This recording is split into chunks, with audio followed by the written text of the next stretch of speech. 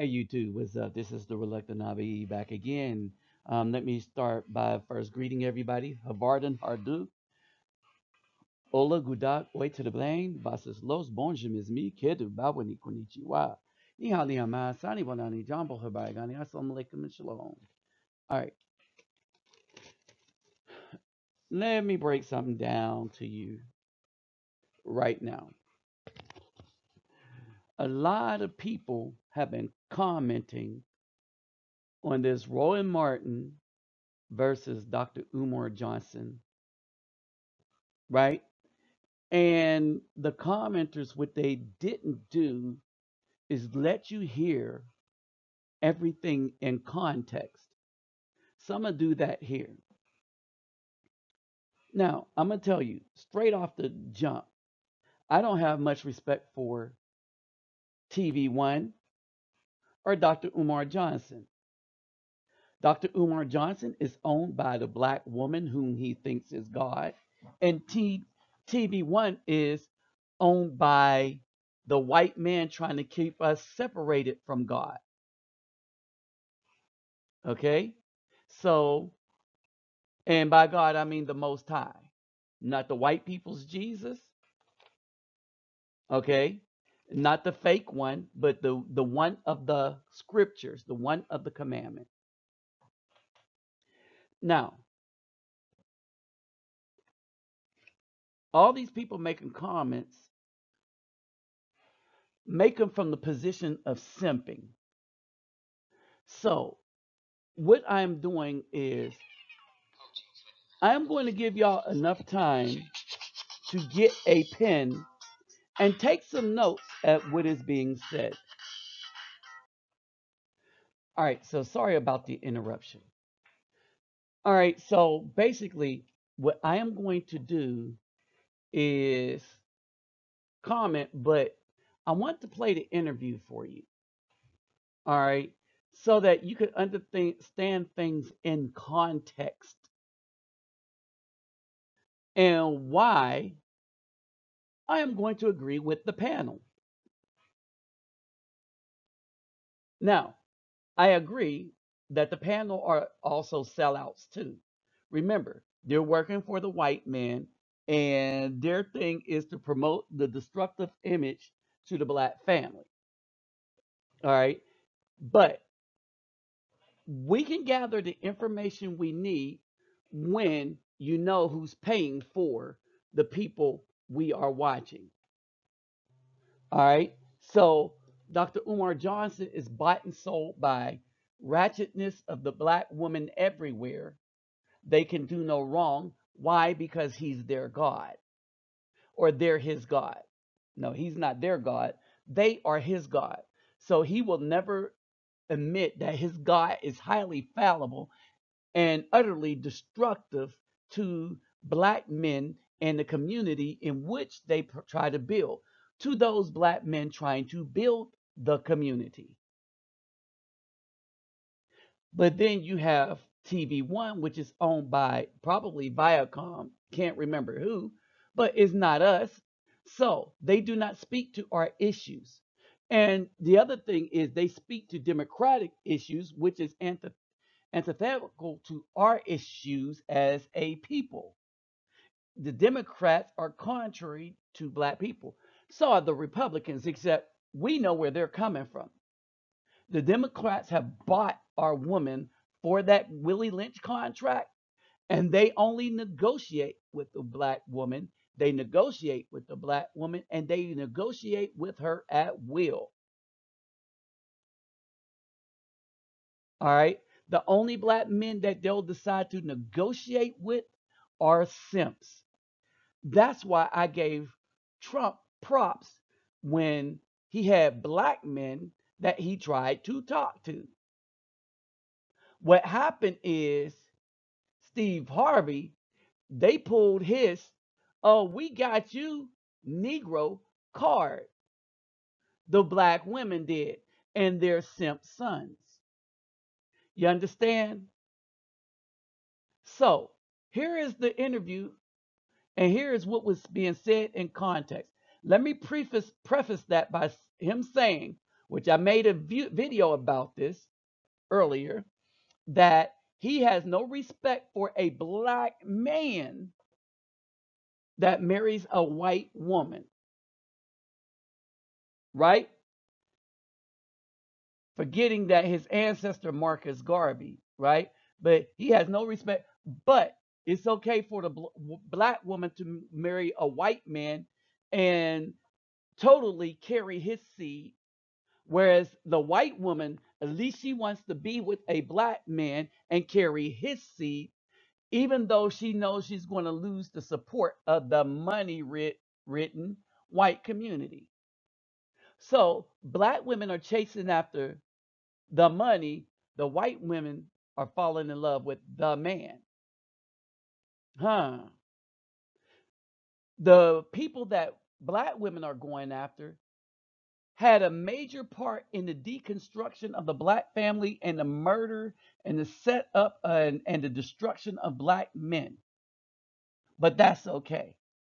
The institutionalized slavery, the chattel slavery, but that's okay. The Jim Crow laws, but that's okay. He mentions nothing, Dr. Umar mentions nothing about the ills of the black women and who they decided to go with. All right.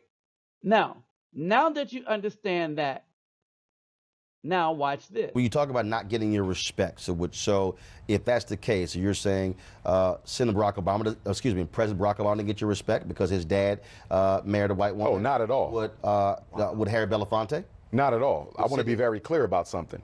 As Pan-Africanists, the product of an interracial union is an African. I have heroes who are biracial. Some of the grandfathers of Pan-Africanism were of mixed racial ancestry. You don't blame a child for how they got here. But I'm asking you this here. Harry Belafonte has a white wife. No respect for him?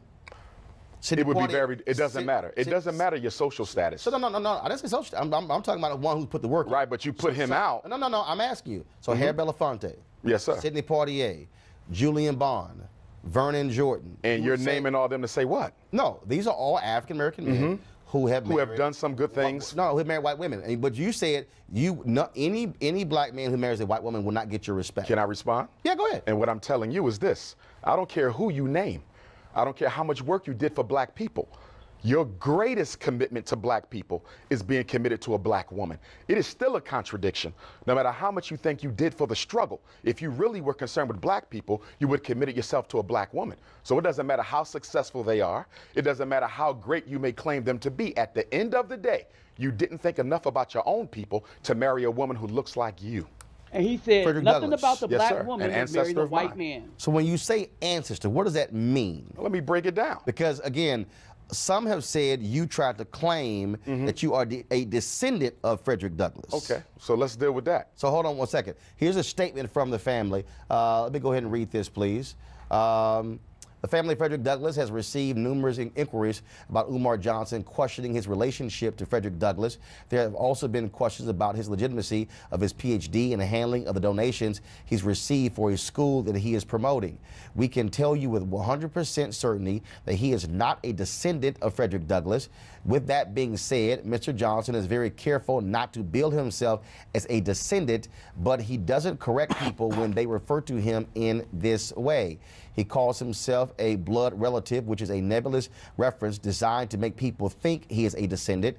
We have researched his explanation of being a blood relative to the great abolitionist. Some of the information he provides is accurate, but an extremely important piece of his explanation with regards to a documented relative of Frederick Douglass is false.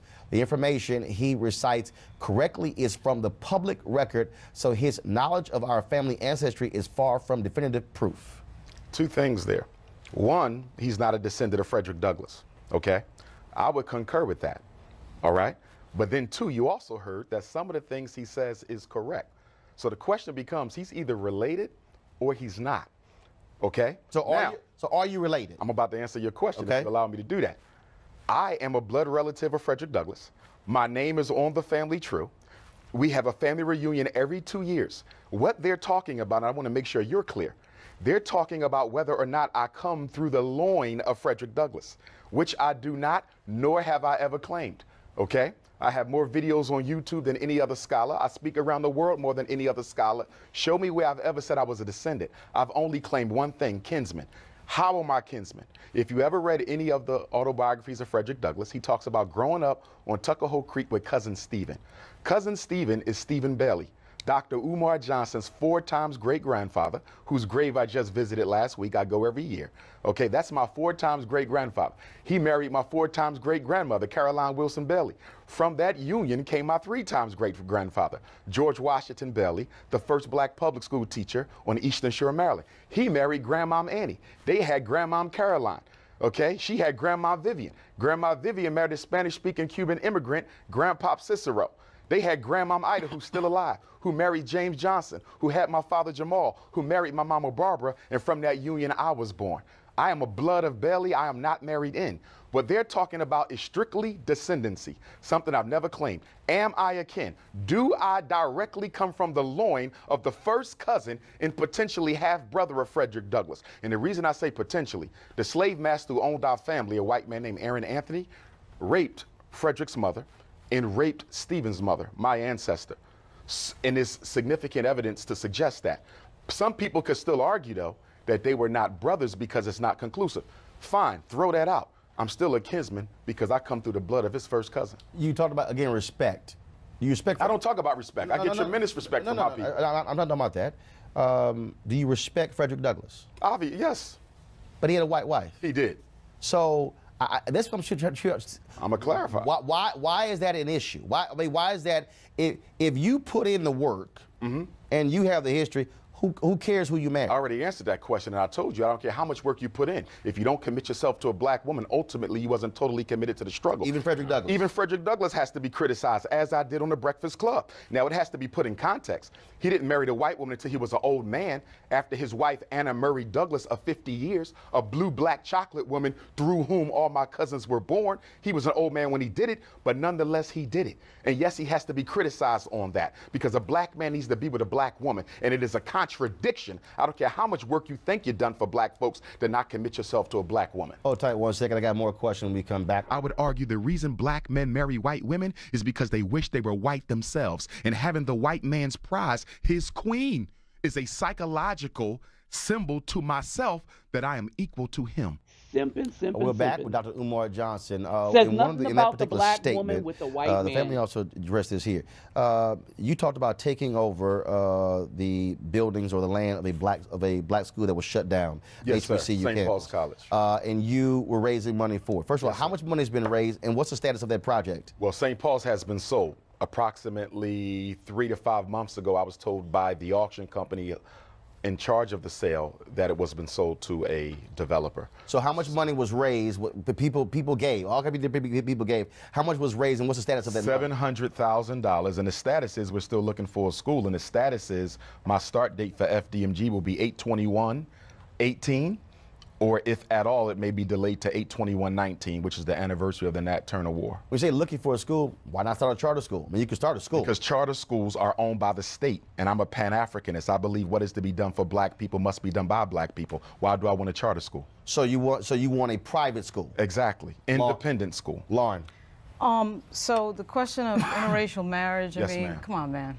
You're too smart for this. We got 43. I'm too smart for what? We got 43 million black people in this country. And that we got means over what? 190 million white people. You're going to sit here and say that if And you a got black half the person black and a white person get married, a black person and a white person get married, one can't understand the other person's struggle. You've seen Tim Wise, right? You've seen Reverend Wallace. You've seen white people who understand racism very well. That doesn't mean they're going to do anything about it. The other thing that is obviously true is they understand racism when you see things like the murder of Medgar Evers, like the murder of Martin Luther King. They understand racism and just what fine. did they do about it? They understand us gaining just fine, and that's why murder happened. Based on what? So the idea that somehow a white person can't understand our struggle, I no could way. care less what they understand. I'm asking you Black what have they done systematically He already to told improve you that. the opportunities He of already white told folks. you He that. did not tell me yes, that. you did tell He tell did you not that. tell me that. You're going to tell me that guys like Tim Wise and Reverend Wallace don't understand What about race in Tim America? Wise? They don't understand race in America? He articulates racism, so but what has he done to there are no white systematically people that understand race in eliminate it? America? There's not no a white person in There's no America. white people that understand race in America. There's not a white person. Them going to Eugene. There's not a white person in America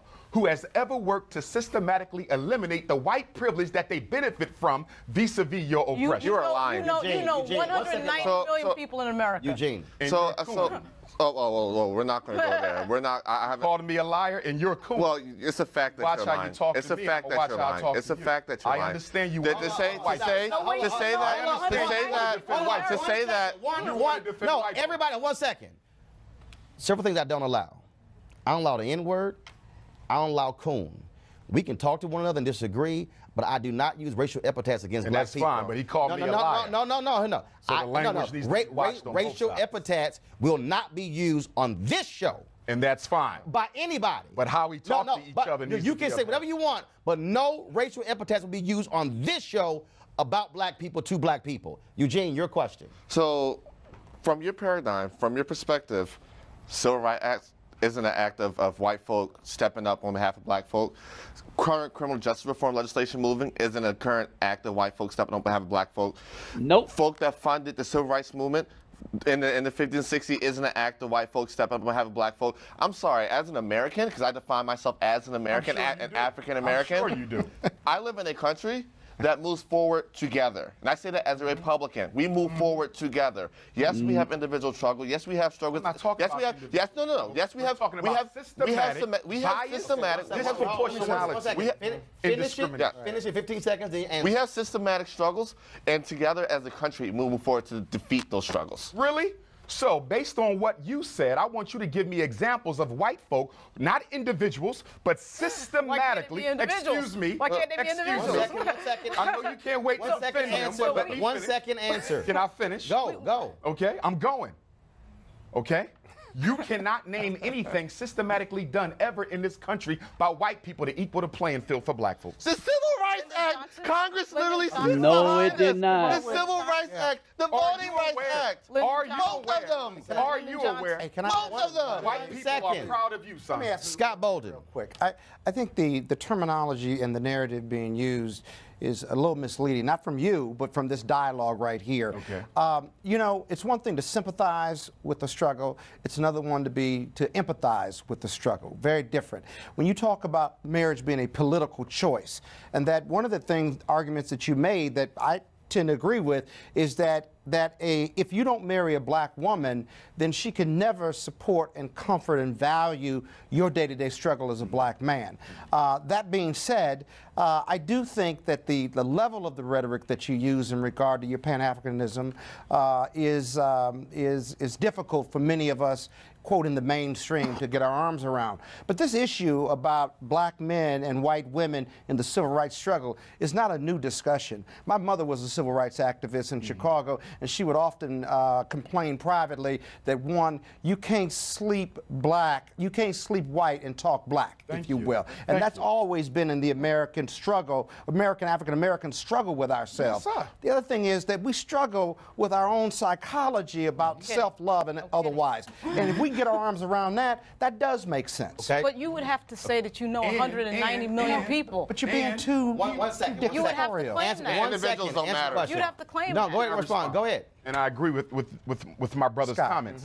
Brother Scott. He brought up the Civil Rights Bill. But what he did not talk about in relation to the Civil Rights Bill is there were two words included in that bill that ultimately served to take away from black people what that bill was intended to deliver. They added gender and they added sexual orientation. And as a result of that, white women and homosexuals have been able to strip black America from the intended gains of the Civil Rights Act. So there was still racism in that bill if you will study that history. But Umar, your question was, has anyone black ever systematically done, has anyone white ever systematically done anything? Systematically. White America. So LBJ would be the answer for that, No, I want because you to that's get- the government. No, I don't think you heard That's the a question. systematic move. No, you didn't hear the question. I What heard has? it No, just you fine. did not. No, Yeah, I you did. didn't. Yeah, I You're did. so quick to defend white Yeah, folks that you're not listening. No, I'm not trying to I defend literally white have folks. 45 seconds, so restate the question and give the answer. I got Okay. 45 Let's seconds. get an answer. The question was, what has white America done? Right. Not individuals. Systematically. Why not Can I? individuals? You Why won't not even let me individuals? finish. Yeah, because You're that in love with white folks, you put won't a even let me fine finish. point on everything. Finish. Listen Not to the like black 20 woman. The seconds. black woman There's won't no let her bigger finish. system than you 20 realize. seconds, I'll finish. The Go. US And in 20 government seconds, is I would say that the Look, panel she's that still you running have her here, mouth. who are extremely intelligent, do not represent the everyday black man and woman struggles, and then because of that, they can articulate. And you represent 43 million people All right, in this folks. country? I don't think so. I appreciate it. Thanks so I don't much. think you represent Weekdays on There you have it. in context. Okay? Now, let's break it down.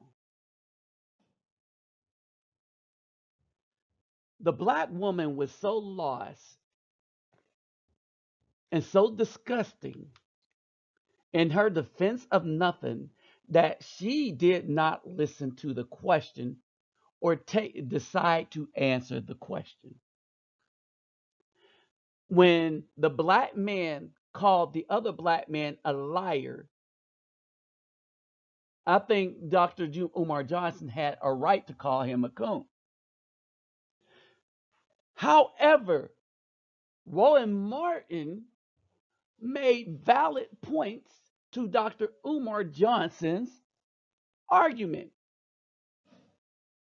And Umar Johnson's love for the ratchetness of the black woman caused him a little bit of trouble that appeared rather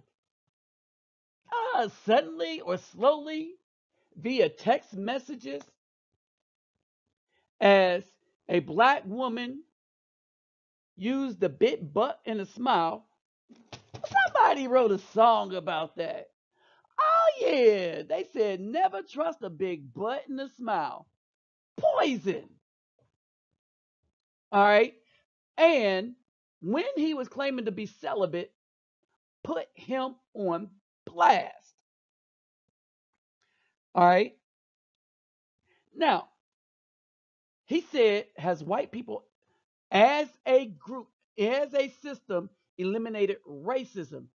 No. And they're not going to. They benefited from it too much. The black Republican was cooning. All right. Everything that was designed for the black people was siphoned off by the white people doing the most ratchet things, like the LGBT community, which then allows you to shoot black men in the back 4 times, or shoot them in the street, or kill them and get no justice. Now, to his point, Dr. Umar Johnson was wrong about certain things. And in this case, he's cooning for the black woman. Because at no point does he mention even the one that tried to destroy his character and for a little bit did, the conscious stripper, put him on blast, text messages and everything for a little bit of fame. All right.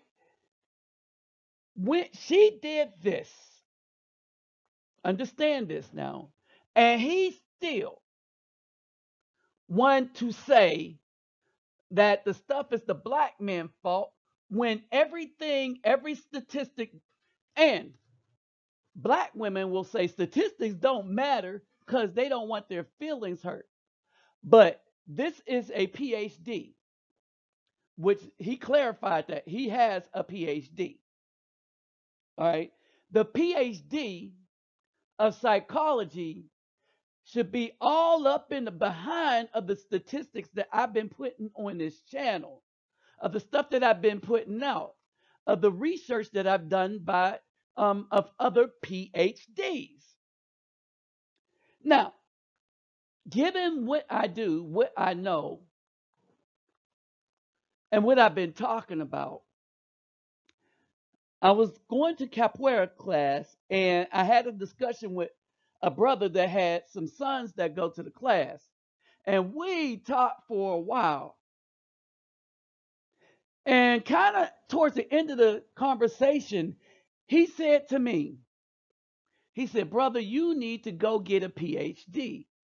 And I said, no, I do not. I said, you don't understand. You don't understand what's on my channel. And basically, I would much rather quote PhDs than be a PhD.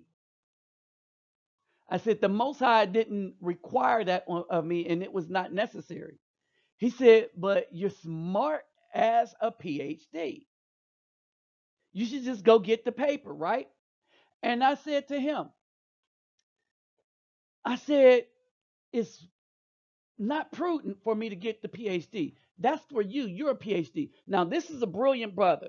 The year 1954 I get with him from him because I generally use the year 1960 to show how well black people were doing before the feminism and the civil rights movement. That black people as a family, put my camera up, stuff, go ahead. The black people as a family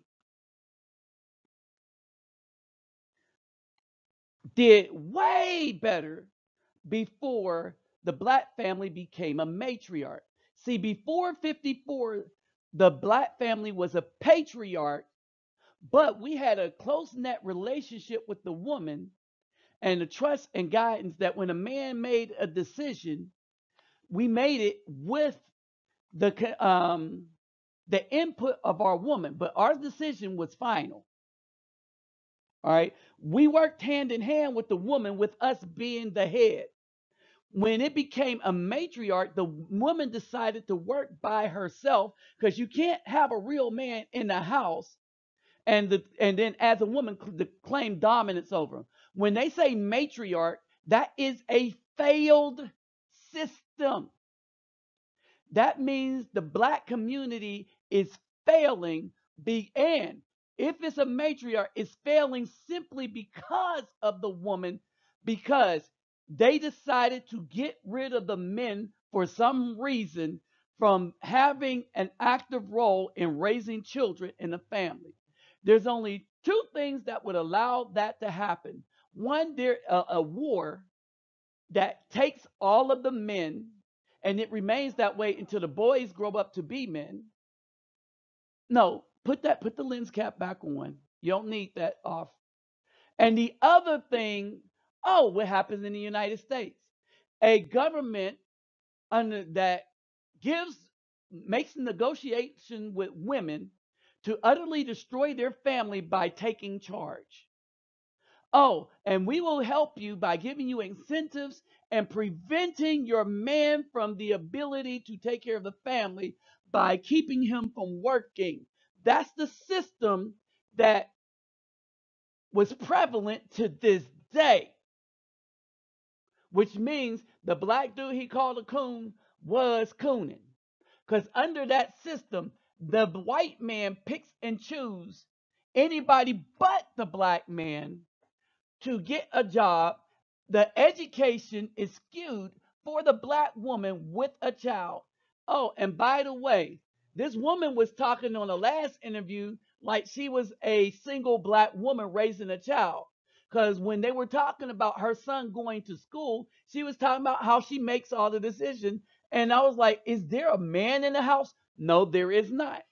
These are one of them single black independent women that takes the child from the man. And I'm just saying, quite possibly, given her conversation, given the fact that she doesn't have no ring on, and as a good Christian Democrat, all right. So I don't know. I could be wrong on this. All right. But there you have it. So at the end of the day, you got a bunch of cooning on here, but you got no one really that's helping the black community. Because if you're not down for helping the black man and supporting the black man and the black man's struggles, which Dr. Umar is not, he's all about the black woman. And everybody else, with the exception of the dude with the gold tie, everybody else is all about simping and cooning and ratchetness, like the ratchet black woman that don't want to let nobody talk. I wanted to hear his point. But you won't hear it with a black woman on the panel. So, with all this cooning going around and bad black woman attitude, please subscribe, like, and share because we got to deal with this on our own. With that said, I'm out.